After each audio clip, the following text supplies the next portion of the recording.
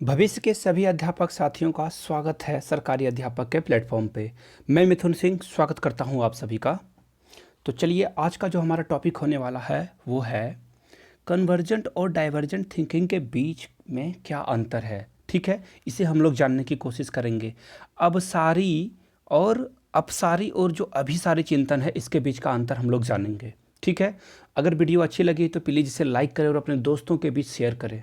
ठीक है दोस्तों, और कमेंट करके बताएं कि आपको ये चीज़ समझ में आई या नहीं। ठीक है, चलिए आगे बढ़ते हैं।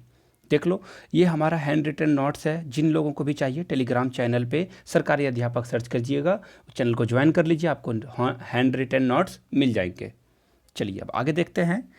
देखिए, कन्वर्जेंट और डाइवर्जेंट थिंकिंग को समझने से पहले मैं आपसे 2 क्वेश्चन करूंगा, अपने मन में इसका जवाब देख लेना, आपको सारी बातें क्रिस्टल क्लियर हो जाएंगी। देखो, सबसे पहले क्या आपके पंख हैं? इस क्वेश्चन का जवाब अपने दिमाग में आप सोच लो। ठीक है, सोच लिया? अब आगे देखो, अगर आपके पंख होते तो आप क्या करते? समझ पा रहे हो मेरी बात को? जवाब मिल गया दोनों का? चलिए अब बात करते हैं इस पे। देखो, क्या आपके पंख हैं? इसका जवाब क्या था आपका? नो, नहीं, हम लोगों के पंख नहीं हैं। बिल्कुल एकदम आसान सा क्वेश्चन था। आपने क्या किया? आपने बॉडी की ओर क्या किया? अपने दिमाग को ध्यान में लाया, नहीं नहीं हमारे तो पंख नहीं है। समझ गए बात को? अब आगे देखो, अगला क्वेश्चन था, अगर आपके पंख होते तो आप क्या करते? आपका आंसर डिफरेंट डिफरेंट आएगा दोस्तों, सारे लोगों का डिफरेंट डिफरेंट। किसी ने सोचा कि अगर मेरे पंख होता तो मैं अपने लॉकडाउन में अगर कोई फंसे हैं तो अपने घर चले जाते। अगर किन्हीं को भूटान घूमना हो या फिर सिंगापुर जाना हो, थाईलैंड जाना हो, गोवा जाना हो, लोग सोचते कि मैं वहाँ पे चल जाता उड़ के बिना कोई पैसे खर्च किए हुए। समझ रहे हो बात को? और कोई सोचता कि नहीं, मैं एकदम खुले आसमान में उड़ने की कोशिश करता। ठीक है, डिफरेंट डिफरेंट सबका इमेजिनेशन पावर है, यानी कि सबका आंसर डिफरेंट डिफरेंट यहाँ पे आया। समझे? अब जो आपका ये पहला क्वेश्चन का आंसर था, इसे ही बोलते हैं कन्वर्जेंट थिंकिंग। ठीक है, यानी कि जब आपकी सोच एक जगह पे रुक जाती है उसे बोलेंगे दोस्तों कन्वर्जेंट थिंकिंग। इसका आंसर बिल्कुल क्लोज्ड वन हो। अब यहाँ पे देखो, जहाँ पे अलग अलग सोर्स में आपका दिमाग बटेगा उसे ही बोलते हैं डाइवर्जेंट थिंकिंग। ठीक है, अब आगे देखो, ये इमेज से आपको और बातें, सारी बातें क्लियर हो जाएगी। देखो, डाइवर्जेंट थिंकिंग में आपका दिमाग क्या करता है? मूव होता है चारों तरफ। देखो एरो, आपका दिमाग चारों तरफ घूमना शुरू हो जाता है। ठीक है ना, चारों दिशाओं में सोचना शुरू कर देता है, उसे ही बोलते हैं डाइवर्जेंट थिंकिंग। और कन्वर्जेंट थिंकिंग क्या होगा?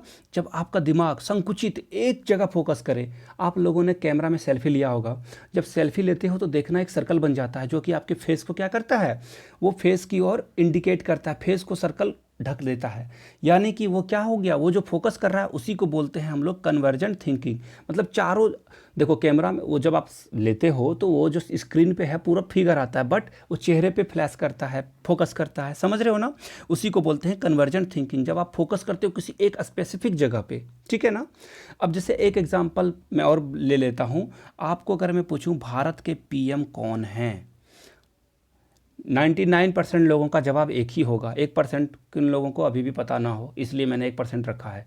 भारत के पीएम यानी कि प्रधानमंत्री कौन है, सबका जवाब एक ही आएगा, है ना? ये हुआ आपका कन्वर्जेंट थिंकिंग। समझ रहे हो?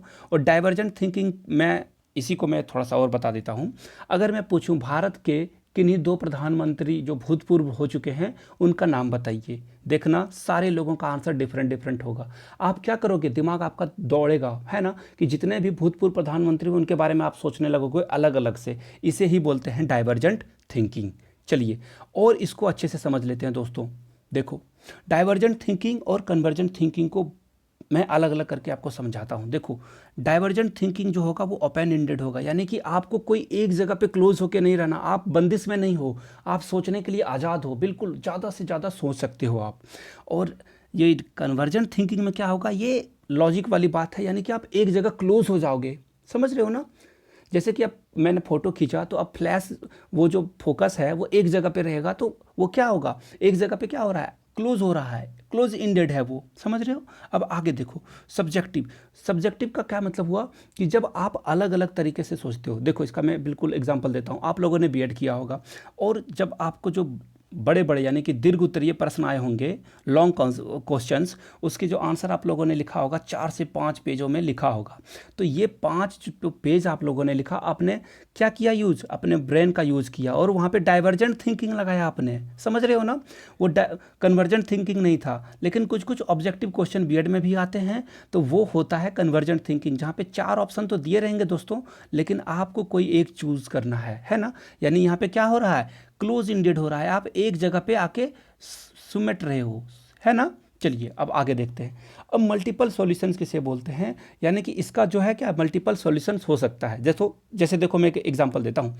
अगर मैं पूछूं कि आप 4 को किस तरह से लिख सकते हैं, 2 भाग में अलग अलग करके कैसे लिख सकते हो, किसी का जवाब आएगा 1+3, ठीक है दोस्तों, कोई बोलेंगे 2+2, कोई बोलेंगे 4+0, समझ रहे हो बात को, है ना, कोई बोलेंगे 3+1। देखो आंसर बिल्कुल लोगों का क्या है, अलग अलग आ रहा है। इसे ही बोलते हैं हम लोग मल्टीपल सॉल्यूशन। और सिंगल सॉल्यूशन की बात जब आएगी तो क्या होगा, आपको मैं पूछूं 2+2 क्या होता है, आपका आंसर एक ही आएगा 4। इसे बोलते हैं कन्वर्जेंट थिंकिंग। चलिए अब आगे देख लेते हैं। नो रिजिट, इसमें क्या है, फ्लेक्सिबिलिटी है, समझ रहे हो ना। आपको विवश नहीं किया जाता कि एक ही आंसर आपको सबको बोलना है। ये कोई यहाँ पे इमेजिनेशन क्या है, पावर को बढ़ा दिया जाता है, आप अलग अलग दिशाओं में अलग अलग तरीके से सोच सकते हो। अब यहाँ पे लीनियर सॉल्यूशन का क्या मतलब हुआ दोस्तों, एक ही तरह से आपको सोचना है, एक ही जगह पे आना है, नैरो सोच है ये, ठीक है। अब देखो ये क्रिएटिविटी को बढ़ावा देगा, जब आपको आज़ादी दे दी जाए कि आप किसी तरह से भी अपने आंसर को लिख सकते हो, तो आप अपनी भाषा में लिखोगे, अपनी सोच को सोच करके आप उकेरोगे कहाँ पे, अपने कागज़ों पे, समझ रहे हो बात को। और यही ऑब्जेक्टिव की बात हो जाए तो वहाँ पे आपको सिर्फ एक आंसर देना होता है, ठीक है। अब देखो इसमें आप करोगे एक्सप्लोर अपने आप को, और इसमें क्या होगा, लॉजिक होगा, एक ही आंसर देना। अगर मैं पूछूं आपके कितने आंख हैं, तो आप जवाब होगा 2, ये क्या है, लॉजिक आंसर है। जहाँ भी लॉजिक आंसर होगा वो हो जाएगा कन्वर्जेंट थिंकिंग। और डाइवर्जेंट थिंकिंग जहाँ पे आपका क्या है, वो सब्जेक्टिव हो, जहाँ पे आपकी इमेजिनेशन पावर को बढ़ावा मिले, ठीक है दोस्तों। आई होप आपको ये बातें क्लियर हो गई हो। चलिए मैं 2000 सीटेट 18 और 19 के क्वेश्चन आपको दिखाता हूँ। देखो, Ruhi always thinks of multiple solution, देख लो, अंडरलाइन कर लो, ये आपका टैग वर्ड मिल गया आपको।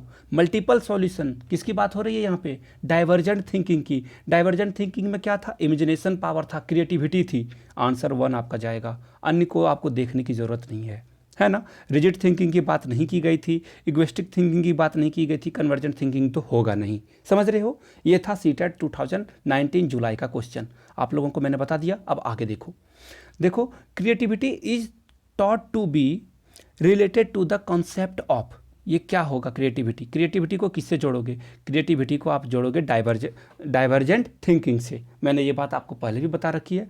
ये देखो सीटेट 2018 का क्वेश्चन था। आई होप आपको ये वीडियो बहुत इन्फॉर्मेटिव लगी हो।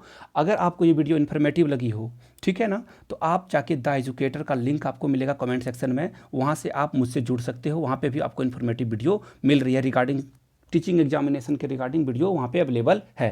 तो जाओ आप और जाके उसे सब्सक्राइब कर लो। थैंक यू सो मच दोस्तों, अगर आप लोगों ने अपना कीमती समय मुझे दिया। और एक बात, keep learning keep growing. Thank you.